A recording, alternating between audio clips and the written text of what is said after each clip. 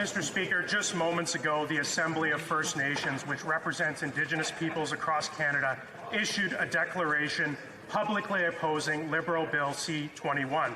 This Liberal hunting gun grab is not only a threat to the livelihood of hunters, trappers, and sport shooters, it is a violation of the treaty hunting rights of all First Nations. When will this Prime Minister end his attack on law-abiding hunters and Indigenous treaty rights and stop Bill C-21? Hear, hear.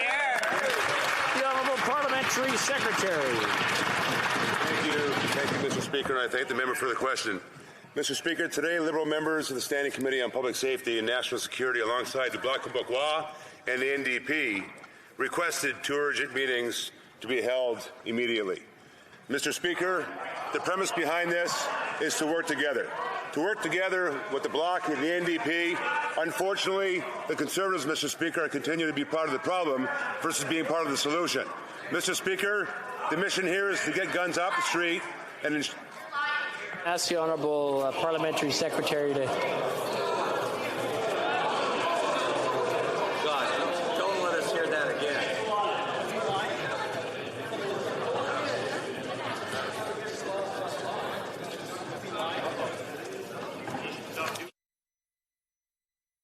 that I may have missed.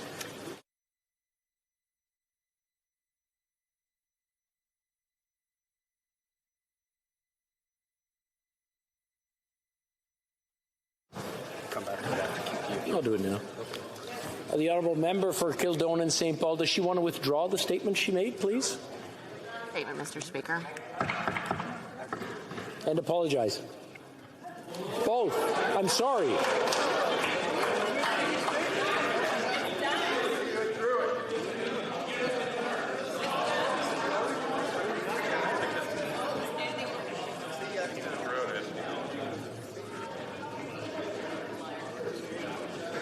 I've got all day.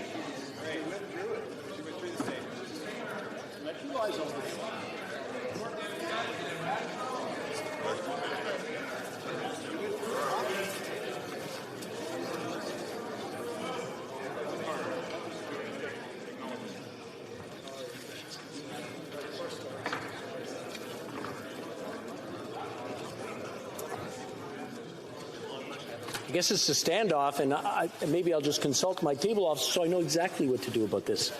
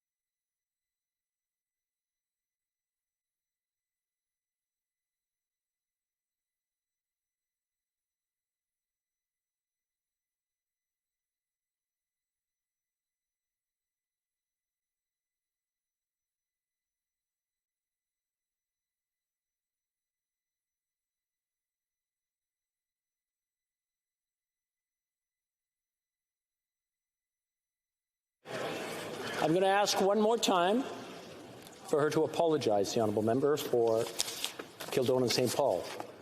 She's not going to apologize. Thank you. Ms. Dancho, I have to name you for disregarding the authority of the Chair. Pursuant to authority granted to me by Standing Order 11, I order you withdraw from the House video conferences for the remainder of this day's sitting.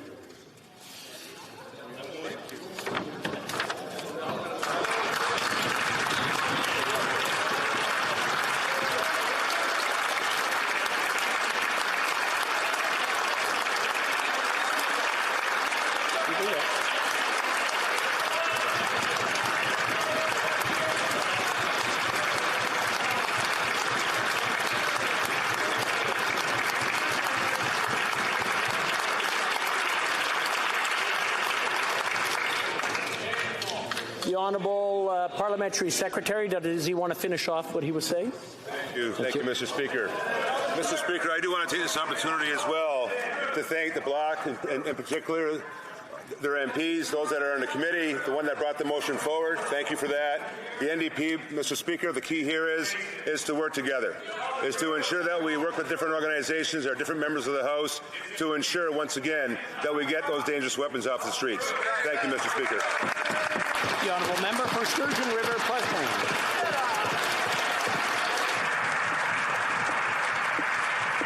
Mr. Speaker, consultation at this late of stage in the process is an act of bad faith by this government. It is a slap in the face to reconciliation. This government needs to go back to the drawing board, consult with First Nations, and consult with hunters across this country before coming up with any new legislation on this matter. It's black and white. The Assembly of First Nations knows it, Conservatives know it, and all other parties know it. This government was denying it for weeks, saying they weren't going after hunting rifles and shotguns, but now they're finally admitting it. They know that they were misleading this House. When will this government stop going after law-abiding hunters and sport shooters? The Honourable Parliamentary Secretary.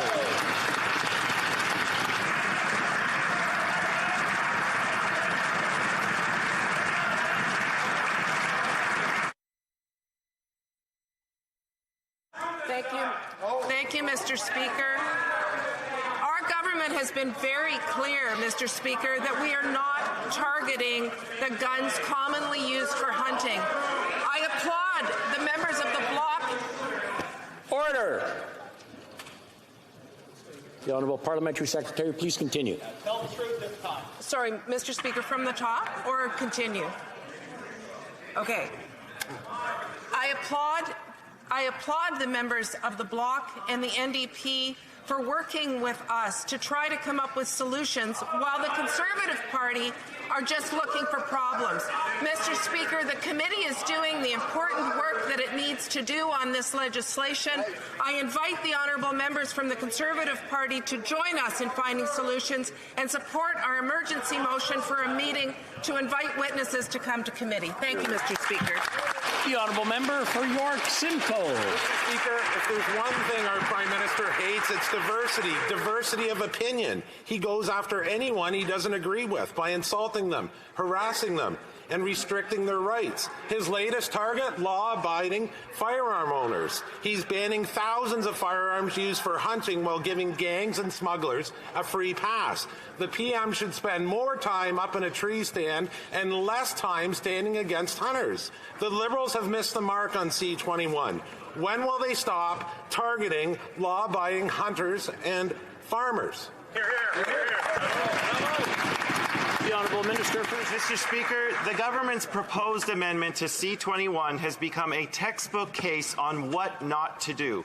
This change was brought in at the 11th hour with no consultation and no testimony. It has distracted from the original purpose of the bill, and it hurts rural communities. Hunters, farmers, and Indigenous communities are outraged that some of the rifles and shotguns that they use to provide for their families could be banned. The Minister of Public Safety blindsided Canadians when he made this mess. How is he going to fix it? The Honourable Parliamentary Secretary. Thank you, Mr. Speaker. And I want to start by acknowledging the good work that the honourable member does on the Public Safety Committee and the perspective that he brings forward. We will not be banning any guns that are commonly used for hunting. We spent 2 hours at committee today getting very technical answers on what is included in the bill, what is included in the types of guns that are being considered under this legislation. I look forward to working with the honourable members and, in fact, all members of this House to make sure that we get this legislation right. Thank you, Mr. Speaker. The Honourable Member for Skeena-Bulkley Valley. Mr. Speaker, that answer wasn't good enough for the people of Northwest BC, and it's not good enough for the people across rural Canada. We're not going to clean up the mess the Liberals have made of this bill, and people feel hoodwinked by these last-minute amendments. Now, this was meant to be a bill about limiting handguns and protecting victims of domestic violence, but now they're going after the tools that my neighbors use for hunting, for predator control, and for backcountry safety. When is the Prime Minister going to realize the mistake he's made, fix this mess, and back up the bus? The Honourable House Leader. Mr. Speaker. Thank you, Mr. Speaker. Mr. Speaker, the important role the committees have is exactly what they're doing right now. This bill, we have been very clear from the beginning. Its intention is to remove assault-style weapons from our streets and handguns that are involved in terrible tragedies. There is the opportunity, Mr. Speaker. Tell the truth.